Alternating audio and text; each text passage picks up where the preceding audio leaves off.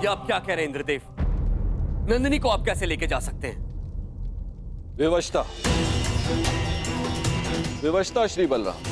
मुझे लगता है नंदिनी द्वारका में सुरक्षित नहीं है। क्यों? अचानक से द्वारका असुरक्षित कैसे हो गया? है नहीं, किंतु होने वाला है। अब तक मुझे लगता था कि कामधेनु पुत्री कल्पपूर्णा नंदिनी आपके और वासुदेव के पास सुरक्षित है, परंतु अब। परंतु क्या इंद्रदेव? क्या आपको यादवों के गौवंश के प्रति प्रेम पर संदेह है? कदापि नहीं, किंतु मुझे हस्तिनापुर की नीति रीति पर विश्वास नहीं है। आप स्वयं ही देखिए, वहां एक पुत्रवधू सुरक्षित नहीं है तो गौवंश कैसे सुरक्षित रहेगा? हस्तिनापुर से द्वारका का क्या संबंध है? संबंध है हलधर। हस्तिनापुर के लिए कर्ण दिग्विजय पर निकला है। आवश्यक है कि वो एक दिन द्वारका अवश्य आएगा। आपने सोच भी कैसे लिया देवराज कि हस्तिनापुर की अधीनता हम स्वीकारेंगे? यदि हस्तिनापुर की सेना द्वारका के द्वार पर पहुंची तो मैं उन्हें यमलोक का द्वार दिखा दूंगा। और वो यदि संधि के लिए आए तो? संधि?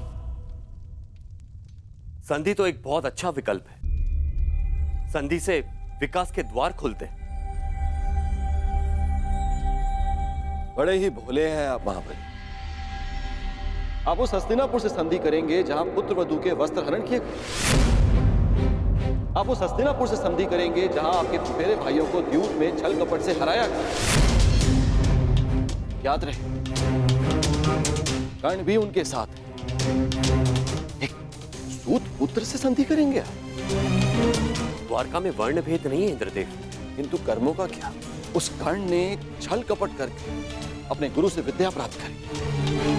खुले दरबार में द्रौपदी का अपमान होते देखा।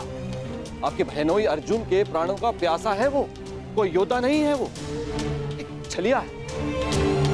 और आप चले हैं उनसे संधि कर। आपको स्मरण है कि वो आपसे संधि क्यों करना चाहते? मैं बताता हूं आपको, ताकि जब पांडव वनवास से वापस लौटे और युद्ध आरंभ हो तो उन्हें आपका समर्थन मिल सके। हे महाबली, क्या आप ऐसे लोगों की सहायता करेंगे जिन्होंने विश्व में एक नारी के साथ क्रूर कर्म किए?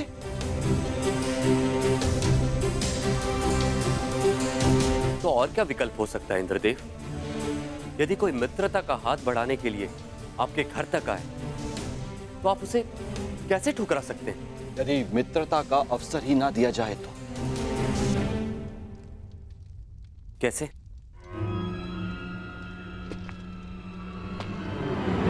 अश्वमेघ यज्ञ से, इससे पहले कि वो कर्ण द्वारका पहुंचे, आप अपने नाना श्री के प्रतिनिधि बनकर यज्ञ आरंभ कीजिए। अश्व छोड़िए। यदि कर्ण ने उस अश्व को जाने दिया तो वैसे ही हस्तिनापुर आपका अधीन हो जाएगा, और यदि रोक लिया तो आप युद्ध करके उसका नाश कर सकते हैं। ये अच्छा विकल्प है।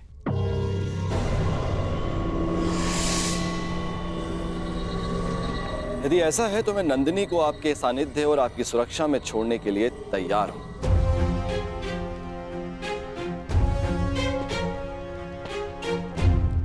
दाऊ,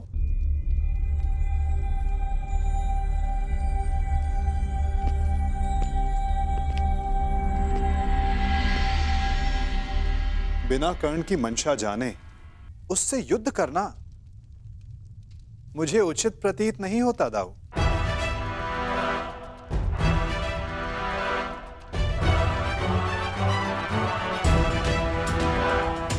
मुझे ऐसा प्रतीत होता है कि आप नंदिनी की सुरक्षा करने में समर्थ नहीं।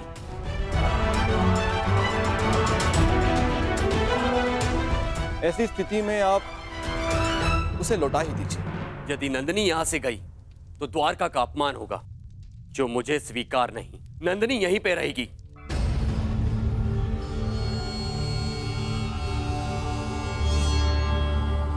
अश्वमेघ यज्ञ का आयोजन होगा कन्हैया।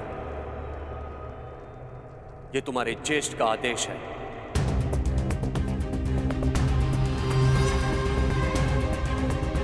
क्या तुम्हें अस्वीकार है?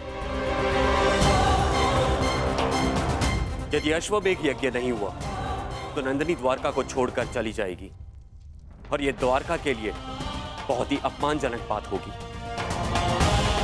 क्या यह स्वीकार है?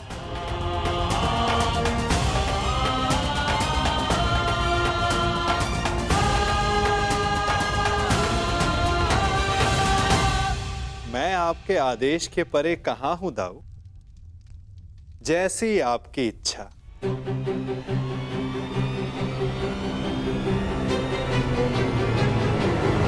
तो ठीक है, यज्ञ के लिए उत्तम अश्व की व्यवस्था करो और पहले ही मुहूर्त में यज्ञ प्रारंभ होगा।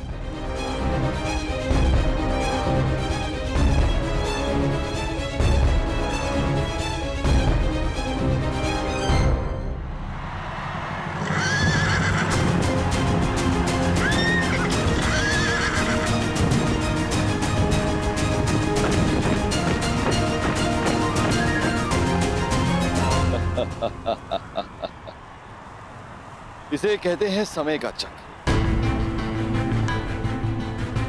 हर मोड़ पर तुमने मुझे पराजित किया है कर्ण,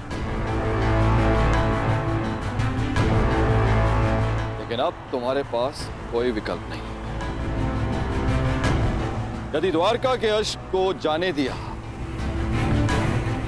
तो भी तुम्हारी पराजय होगी, और रोक दिया तो बड़े भ्राता बलराम तुम्हारा वध करेंगे, इसे स्वयं अनुज कृष्ण भी नहीं रोक सकेंगे।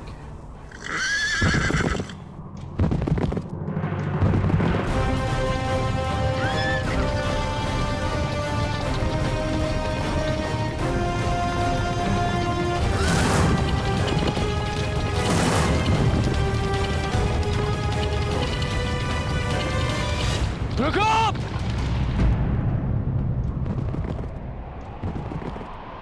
क्या हुआ मित्र? रुकने का संकेत क्यों किया? द्वारका के निकट ही है। अश्व के पश्चात के स्वर सुनाई दे रहे हैं युवराज। ये अश्व की नहीं, तुम्हारे पतन की पश्चात है ये कर्ण।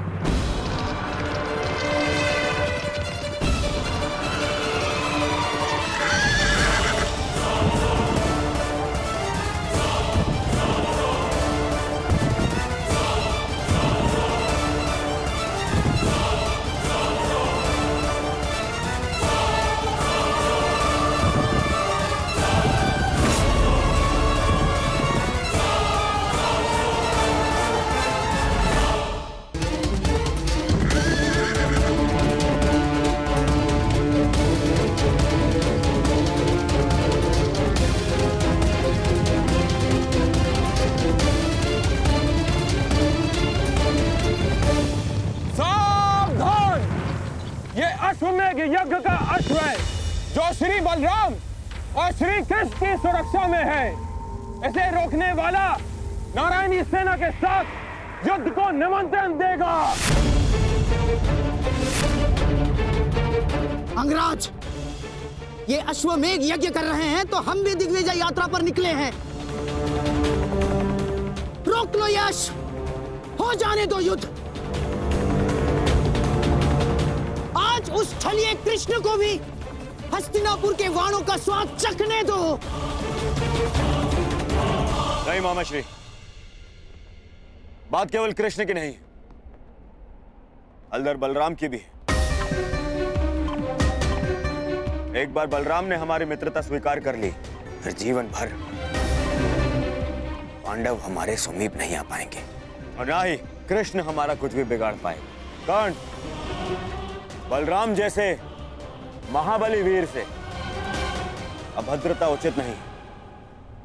नहीं दुर्योधन, ना, आज इस अश्व को यूं ही जाने दिया तो सारे भारतवर्ष में ये संदेश जाएगा, यादवों का वर्चस्व स्वीकार कर लिया है हस्तिनापुर ने।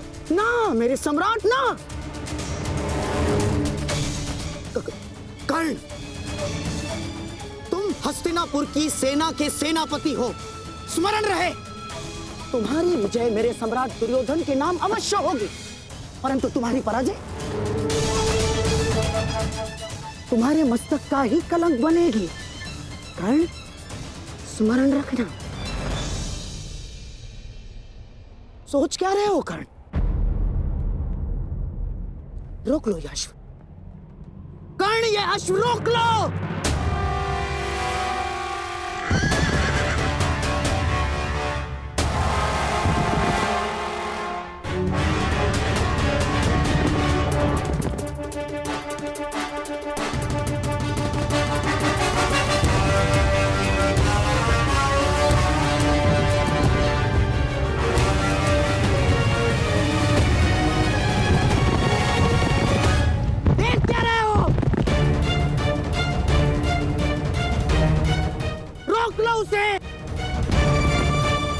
नहीं। कर्ण,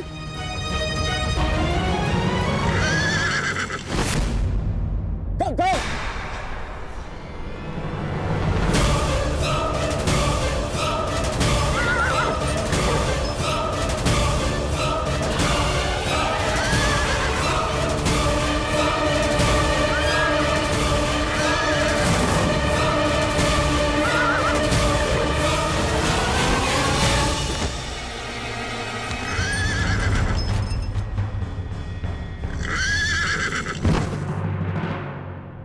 ये तुमने क्या किया मित्र?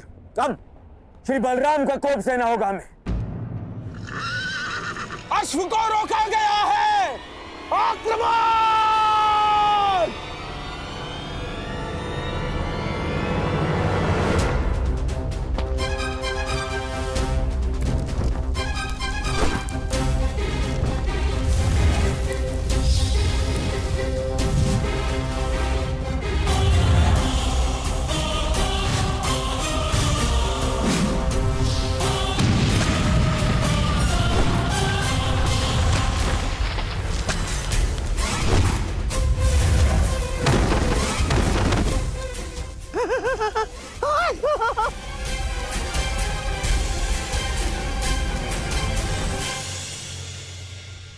ठीक कहा था देवराज ने, यह कर्ण बड़ा ही उद्दंड और दुस्साहसी है। द्वारका के अश्व में एक यज्ञ के अश्व को रोका है उसने, हमारी सेना पर आक्रमण किया है उसने।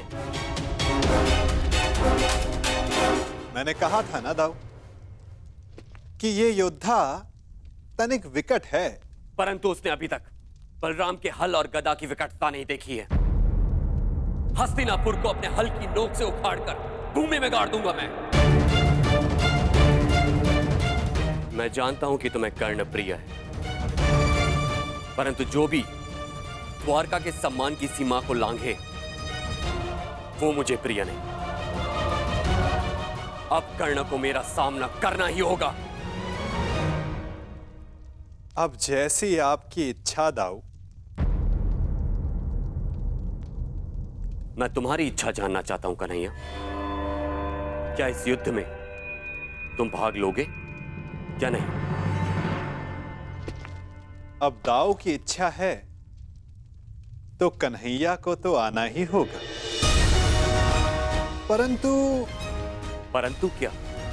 परंतु इस युद्ध में मेरी भूमिका कुछ और होगी दाऊ, क्योंकि आने वाला योद्धा महारथी है और इस युद्ध में सामना करने के लिए आपको एक चपल सारथी की आवश्यकता पड़ेगी।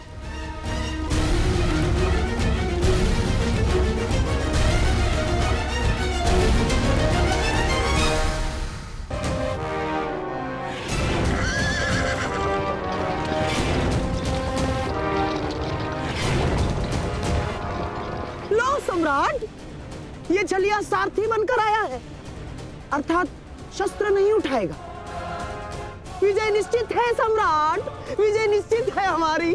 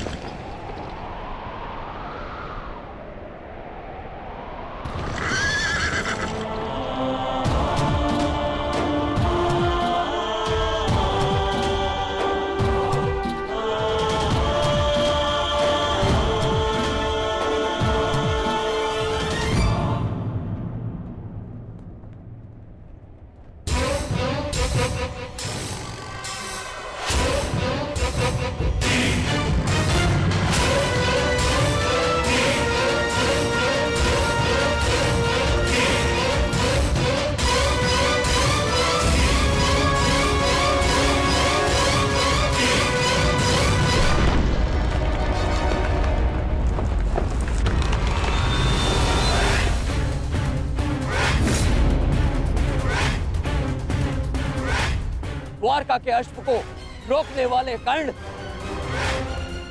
तेरा सामना बलराम से है। अपने प्रियजनों का स्मरण कर ले, क्योंकि तेरा स्वागत स्वयं यमराज करने वाले हैं। शत्रु ने ललकारा है, अंगराज उत्तर दो।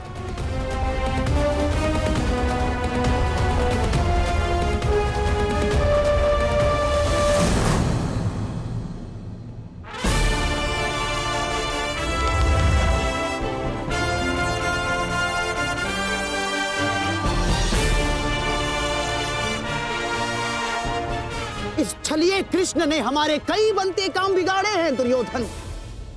आज इसकी पराजय का आनंद हम उठाएंगे। द्वारका का पतन होगा।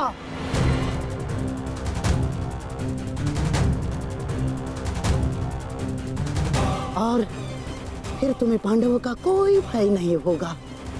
मेरे सम्राट, कोई भय नहीं होगा।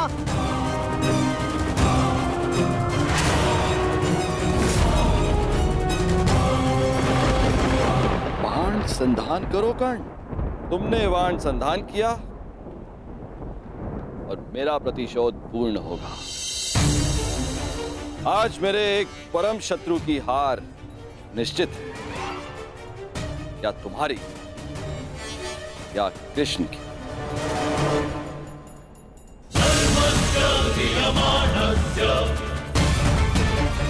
चला बाण चला कर्ण।